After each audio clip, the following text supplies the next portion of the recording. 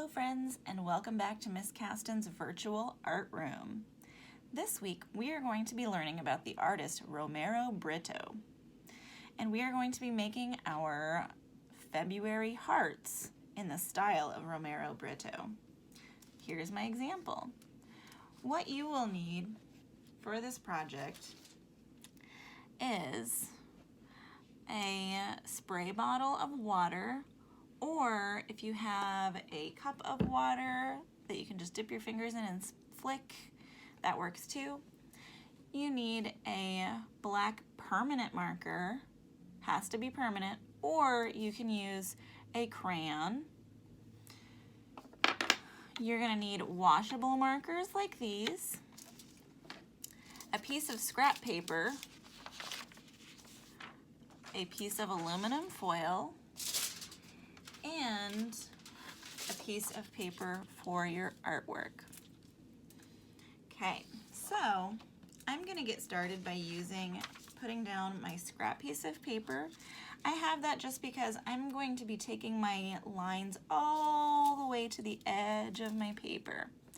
Okay, so Romero Britto's work, as we saw, was really thick, dark lines with lots of really simple but fun patterns. And we've been learning about patterns for a while now. So I know that you guys can come up with your own awesome patterns of stripes, zigzag lines, flowers, hearts, circles, squares. There's so many possibilities for you to do. So I'm going to be doing my artwork. You can do it tall ways or long ways like this across. I'm going to do mine long ways today.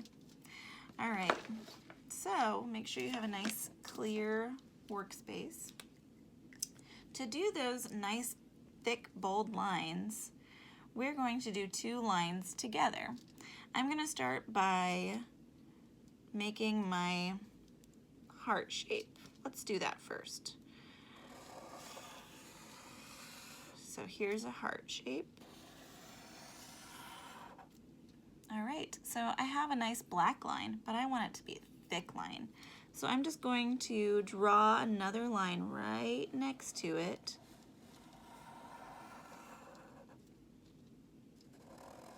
Inside or outside of it is fine.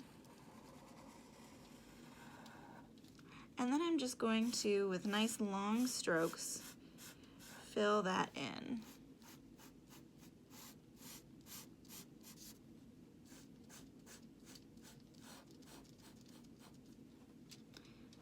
The technique of painting that we're going to do today is called marker painting or marker printing.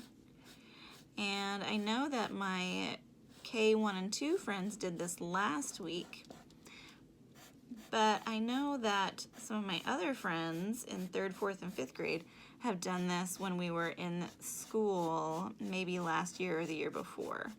I love this technique because it's so simple but has such a big impact.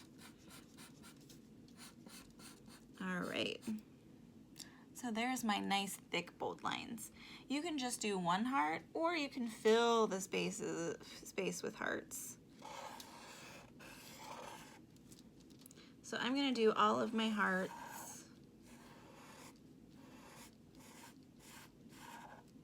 And I'm going to speed things up.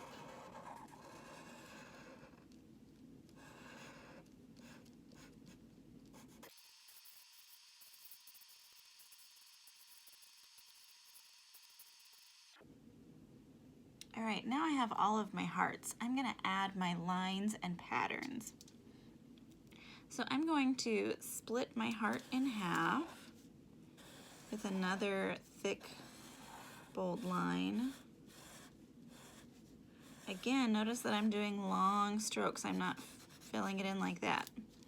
Long strokes.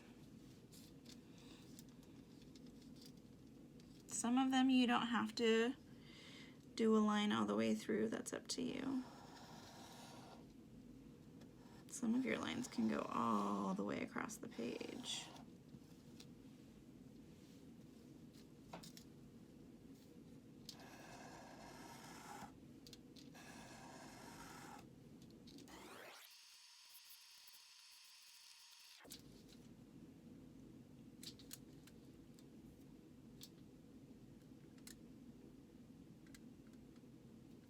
All right, now I'm going to fill each section with a different pattern. Some of my hearts I'm going to leave empty, some halves I'm going to leave empty, but the center one I'm definitely going to add some patterns to. And I really love Romero Britto's flower pattern, so I'm going to do that flower pattern. Again, even with my patterns, I'm going to do that thick line where I'm doing double lines and filling it in.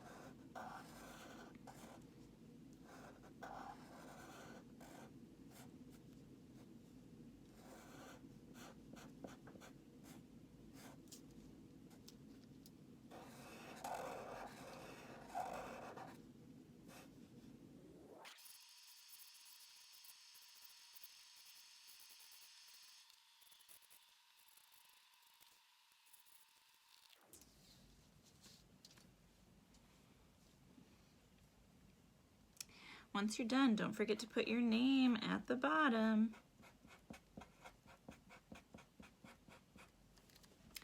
All right, and for my younger friends, my kindergarten, first and second graders, you don't need to do all of this. As long as you have one heart and a little bit of pattern, that's all I'm looking for, so that you're showing me that you remember what pattern is.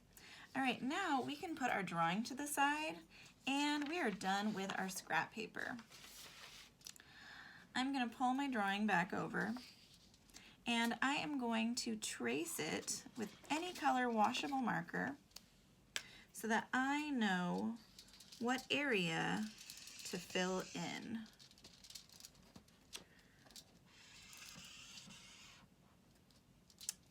All right.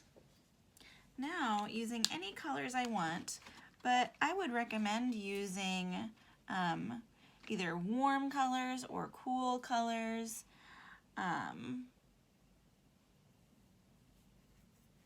Or analogous colors. If you remember what analogous colors, bravo for you. But analogous colors are 3 colors that are close to each other on the color wheel. For example, red, orange, and yellow are analogous because they're 3 colors next to each other. Green, blue, and purple are analogous because they're 3 colors next to each other. If you notice, those are also warm and cool colors. But analogous can also be red, purple, and blue, orange, red, and purple, orange, yellow, and blue, orange, yellow, and green, yellow, green, and blue. So those are different combinations that you can do. That way, when we spray it with water and they blend together, they don't make brown or gray. We want them to stay vibrant. So 3 colors next to each other on the color wheel. I think for this time, I'm going to use red, purple, and blue. Okay.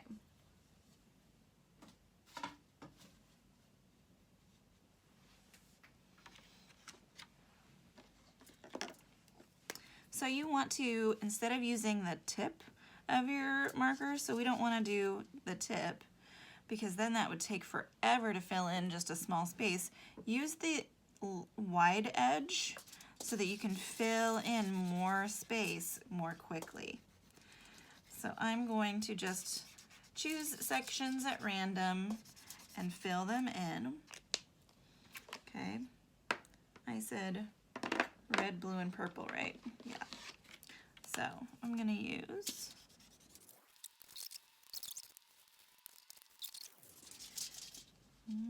okay. All right, now that I have all of my space filled, I'm going to either take my bowl of water and flick water on it, or I'm going to take my spray bottle of water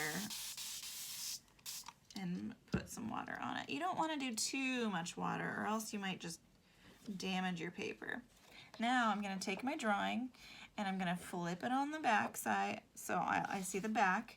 So my drawing is facing the aluminum foil, and I'm going to place it on there and I'm going to give it a little massage. I'm going to rub it, make sure I'm getting all the way up to the corners.